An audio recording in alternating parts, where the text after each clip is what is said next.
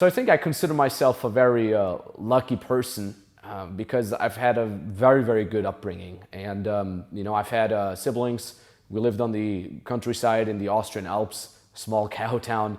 And both my mom and my dad, they were always there for me. They always made sure we all felt loved. They always made sure that we all felt supported in all our dumb ideas, dumb and smart ideas that we've had. And I'll never forget how my mom, I think it was my 15th or 16th birthday, she gave me a little card, like a little laminated card. And it said something along the lines of, follow your heart, find your own happiness.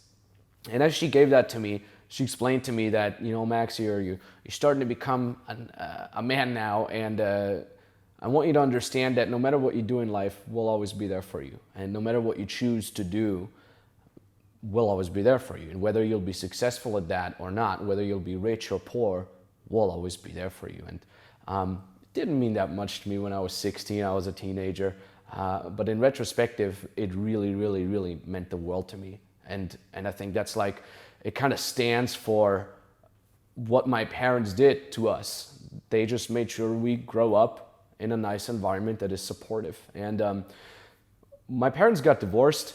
And my mom actually ended up almost bringing us up all by herself. And that we still were in touch with my dad and we still hung out with my dad very much. But at the same time, like, she was the one who did the bulk of the work. She was the one who, wakes up every morning and, made sure that we do our homework and made sure that we're all having a good life, a good start into our very young lives. And many years later, we actually found her diary. My mom was a very avid diary writer. She isn't anymore, I think, but I think back then she wrote a lot, and it was heartbreaking, actually. She wrote, there was this one day in there where she wrote, she got up, she's like, "Dear diary, today I woke up on the wrong foot and I had a really bad day. And I couldn't sleep, and I'm scared about this, I'm scared about that, I'm not sure if I'm good enough for my kids, I'm not sure if I can manage that." And how it basically described how she got herself together, she got up nonetheless, she woke up the kids, she made sure that, that I get my favorite breakfast and my brother gets his favorite breakfast. And, little Max always likes to have fresh carrots in his lunch for school.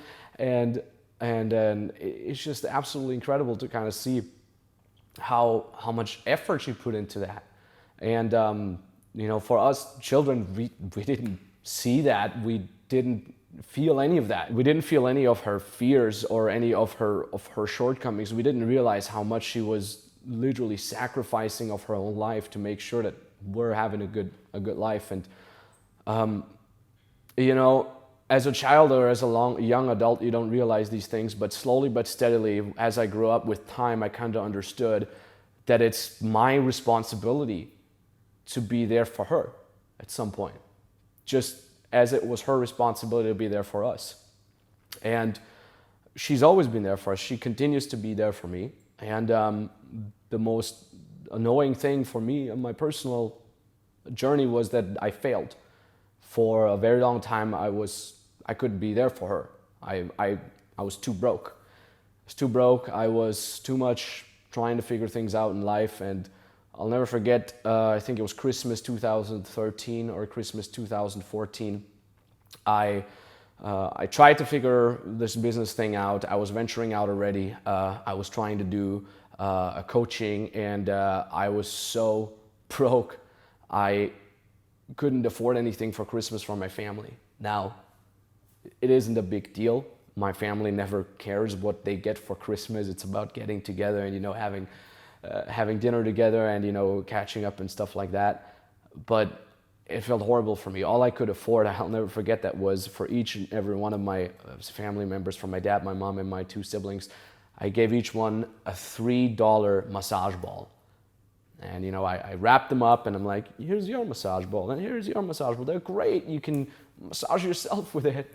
And of course, again, my family didn't mind. It's not about the presents, but I felt like a failure. I was in my early 20s. I was supposed to be able to take care of everybody and of my family.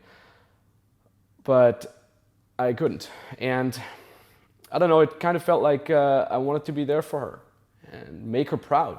And it was strange because both of my parents never made me feel like I needed to make them proud. They always said, you know, whatever you do, be happy. And once my first business started taking off and I started making my first money, it was literally her and my dad that I had in mind the most. I said, first thing I want to do is give back to them as much as I can. And I actually remembered that I always said, like, if I really become a millionaire, like way when I was back in the days when I was a child, I'll buy my parents nice vacations. And I did that. I was able to do that every single year since I'm starting to make good money. And, you know, just being able to say, Mom, you know, I love you. Thanks for everything. Thanks for being here for us. You know, here's a vacation. Yeah, you can go on that vacation and you can enjoy your time, you know.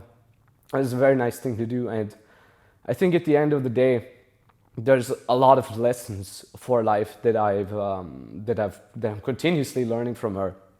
And the first one is definitely do what makes you happy. Don't worry if other people say you got to do this. Don't worry if other people say, oh, you know, do the prestigious job. You should become a lawyer or a doctor. The only way you should really become a lawyer or a doctor is if you really wanted to, right? Not to make someone proud, not to be cool, not to be high in the social status or anything.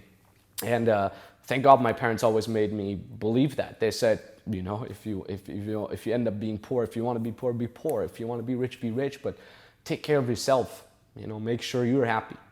So that's a big life lesson. The other life lesson that I've learned kind of passively was be there for your family, not only for yourself. And when I made my first million when I was 26, it was great. I was like, now I can do all these nice things for me and I can buy all this nice stuff. But I kind of very, very quickly realized after giving back to my parents, this is amazing. This is what actually makes you really, really, really happy. And it's great to buy, you know, nice watches. It's great to drive around in nice cars. But at the end of the day, what really fulfills you on a strangely deeper level is if you're able to go to give back to everybody. And again, like, don't try to become rich just because you want nice things for yourself. At the very least, maybe you don't even want nice things for yourself, but understand that it's your responsibility to give back to your family, your parents, your loved ones, your partners, your children. That should be the real drive behind why you want to make it happen in life. And I think the third big life lesson that I got from my mom, but also from my dad, was encouragement goes a long way. Just a tiny little bit of encouragement. And it's absolutely mind-boggling sometimes when people, they book a free consulting call with us, you know, or they're on a call, they're my clients, and I'll talk to them, and they do all these things from absolute scratch. They start with us and they're insecure, and oftentimes they have a gift, they're good at something, but they don't think they're good enough.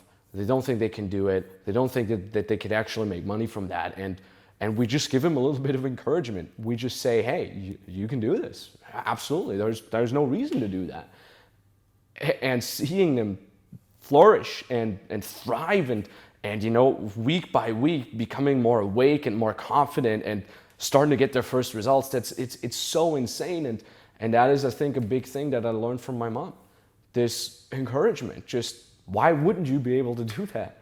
Why would you not be able to get out there, build your own thing, become your own boss? I think you're smart. You know, she would always say things like that. She still does, by the way. She always says, Max, I think you're a very smart young man. And I think, why wouldn't you be able to do that? Just this, like, she doesn't try to give me a grandiose motivational speech or something. She just says, yeah, of course you could do that. Why not? And I don't know, maybe call it naivety, or I don't know what it is, but this some encouragement really goes a long way. And I see that nowadays too, where I'm trying to give back to all my clients, to people, you know, watching my YouTube videos or something. I'm trying to encourage people, because I've always had that encouragement. And when I learned that people have an environment that's just trying to hold them back, and an environment of people trying to tell them that they're not good enough and they can't do this, it hurt me. It literally, I'm like, how could people do that? That is horrible. People need some encouragement. And even if it's just a tiny little bit of encouragement, it can go such a long way. And if I think back to the upbringing that my mom and dad have provided me, have enabled me, I think it's mostly that encouragement of like, why wouldn't you be able to do that? And I think that's the message that I'm trying to bring out with my videos. Why wouldn't you? Why wouldn't you be able to build your own thing? Why wouldn't you be able to, escape the 9-to-5 rat race, build your own business, help other people? So many of us have a gift within us, are good at something. At the very least, good listeners, or we care about others, or we really want something. It would be such a shame if that would just go down to nothing, if that would just be wasted in a 9-to-5. And that's why I'm doing what I'm doing. So I think at the end of the day, don't let your talent, don't let your skills go to waste. Give back to mom and dad, give back to your family. And I'll buy my mom another vacation every year just to make her happy. And that is really the message. Get out there. You can do this. Encourage yourself if you can. Try to find other people that encourage you. Some encouragement can go really, really, really long way. And most importantly, do what makes you happy. Don't do it for someone else in terms of trying to make someone proud, in terms of being cool. Do what makes you happy. You'll be fine.